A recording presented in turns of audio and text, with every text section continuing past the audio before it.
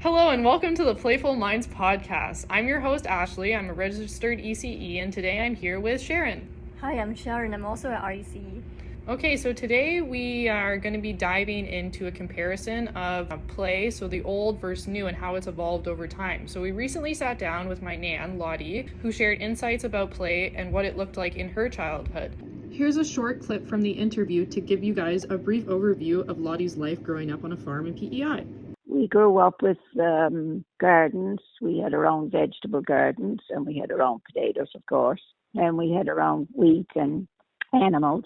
And we lived pretty well off the land, and we didn't have a lot of extras, like a lot of fancy clothing and things like that, or play toys or whatever. But we always had lots to eat. Things were harder to find and harder to get in those days, but actually we did well without a lot of. Now we're going to get into a little bit of comparing the play then versus now. So Sharon, if you wanted to bring some insight into that. Lottie described childhood play as largely free play. Without store-bought toys, kids made their own fun. They engaged in physically active free play like baseball, and like hide and seek. They also enjoyed collaborative social dramatic play using catalog cutouts as dolls or creating imagery adventures. Decades ago, like kids ran, climbed, and explored, whereas today many spend longer hours in sedentary play, which has raised concerns about childhood literacy and overall physical development. And let's not forget the role of digital media. Research shows that today's kids spend more time in screen-based inquiry play, building virtual worlds, playing strategy-based games, or watching YouTube videos. While this still fosters creativity and problem-solving, it shifts play away from physically active outdoor experiences. But should video games be considered play? Some experts say yes, because they align with inquiry-based play. In games like Minecraft, kids design cities, solve engineering problems, and collaborate with friends, which mirrors aspects of constructive free play, except how it happens in a digital space. That's very interesting, Sharon. So yeah, they did have a lot of constructive free play, and they had a lot of freedom with limited parent involvement because the parents were busy at work a lot of the time. So the children were just left to look after themselves. If they were lucky, they had an aunt and uncle to actually come and take care of them. And yeah, they relied a lot on family to ensure that they had social, which is really different. Now we can go to a school and meet a bunch of different people. But back then she actually did have a best friend, which is an interesting comparison of the document I was reading, is a history of child's play and environments, which actually explains that most people didn't have best friends. So it's interesting that in such a small rural area, she was actually able to meet people like that and actually create connections in that way. And another key difference that she talked about is a lot of the play or the social dramatic play you were talking about was really just gender oriented, and they didn't always intentionally force the genders on the children. It was just that's how she explained it. It was just kind of you knew, and that was the way it was. The girls play with the girl toys, and the boys play with the girl toys. Whereas now we're learning, and some of the research I'm even doing, we're learning that can be really detrimental to a child's development because it's limiting their potential. Because if we tell a girl that they can't be a firefighter and it's only for boys, then you're limiting a whole job opportunity that they want to do. So it's really interesting that they put those roles on the children, and also that they had limited resources and just had fun with what they had. So that's very interesting. So now we're going to get into more of another theme we found is that there was a lot of chores, but the play was integrated with the chores. So play was often woven into daily chores. So they had to clear the ice to actually go skating, and they would kind of make a game out of that. And a lot of the times there wasn't as much time for play. They let the children have fun and do unstructured things, but it was really skill based. So the men would have or the boys would have games around construction or sports, whereas the girls played with dolls and would do more house play, right? So yeah, do you want to get more into that, Sharon? Yeah, sure. Research shows that when kids make their own fun, they develop stronger cognitive and social skills. Today, toys are plentiful, high-tech, and interactive.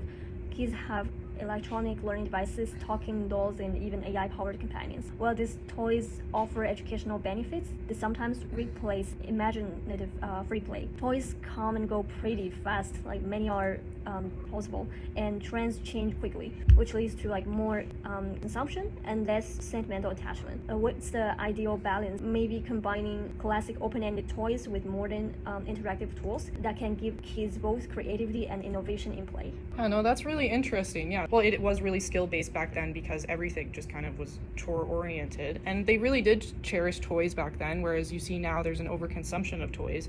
Yeah, I wonder what it does to their creativity and their skill levels and also their ability to focus, because they didn't have the opportunity to just cherish one thing. They get a new one. You know, you break it, you get a new one. But back then it was like there was no option. Like they were cutting cutouts out of the catalogs instead of ordering them because they just didn't have the money for new toys. Right. Okay, so getting into the next theme. So we'll get into briefly kind of a role of parents and educators in play. So parents had like a different role back then. Nowadays, the educators are really more involved, and you know, with risky play and unstructured play, we're trying to veer away from that because we're seeing a lot of the developmental benefits that the children back then used to just unintentionally get because they got the creativity, they got the autonomy, because the parents just had to be hands off because there was no other option. They were working. But yeah, do you want to provide more insight into that, Sharon? Yeah, I agree with you that in the past, parents played a more hands-off role in children's play. Play was seen like more play-based rather than like structure. Work and household responsibilities took priority, unlike today where parents actively schedule and participate in play. Kids back then were largely independent in creating their own fun.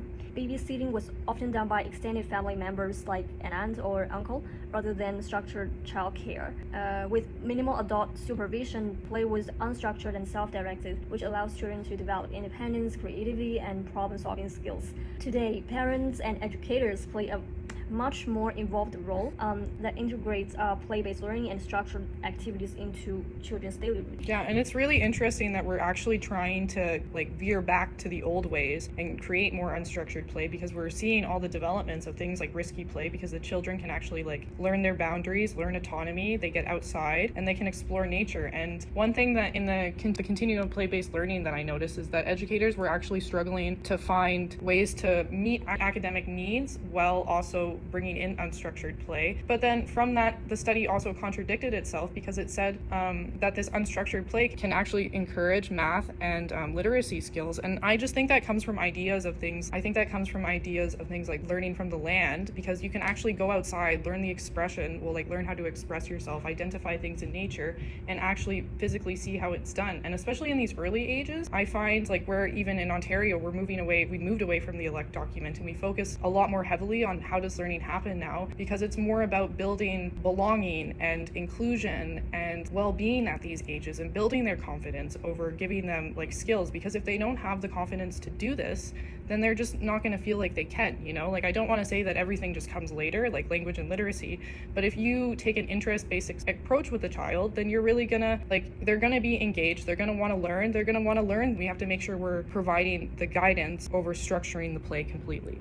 But yeah, do you have anything to add on to that? Yeah, sure. Well, kids today have more structured activities, better playgrounds, and educational technology. They might be missing out on the independence, creativity, and physical challenges that past generations had. And it's not just about fun, because play shapes who we are. Whether it's problem solving in a video game or climbing a tree to test your limits, play helps kids develop social, emotional, and cognitive skills that last a lifetime. Mm-hmm. Yeah, and then now comes to like our final concluding points is, how do we bridge these past to the present? How do we, we have to find ways to encourage more unstructured play for the skill development and like take those benefits that my Nan got, and then also find ways to make technology more physically active and integrated into unstructured play, so the children aren't just, sitting in front of screens and not reaping the developmental benefits of, exploring the world and exploring the world around them. Do you have any final thoughts for us, Sharon? I have a question, like how we can find the right balance, and my personal opinion is like maybe we should embrace a mix of guided learning and unstructured risky play. Hard to say like whether like structured play is better or like the structured play is better. We can redefine play. That means like let children explore the world at their own pace, while also giving them the tools, spaces, and guidance they need to thrive. And at the end of the day, maybe the most important thing is this, like, play matters no matter how it looks. No, I totally agree with you, Sharon. That's a really good final point for us. Thank you. That brings us to the final end of our podcast. So that was kind of our comparison of the new versus old, and just some things to think about if, how we can combine the two to make sure the children are getting the developmental benefits of both aspects of the new versus old, and ensuring that, technology is not overcoming our children and that they still are able to have the experiences and the play that they had in the past. So yeah, thank you and goodbye. Bye.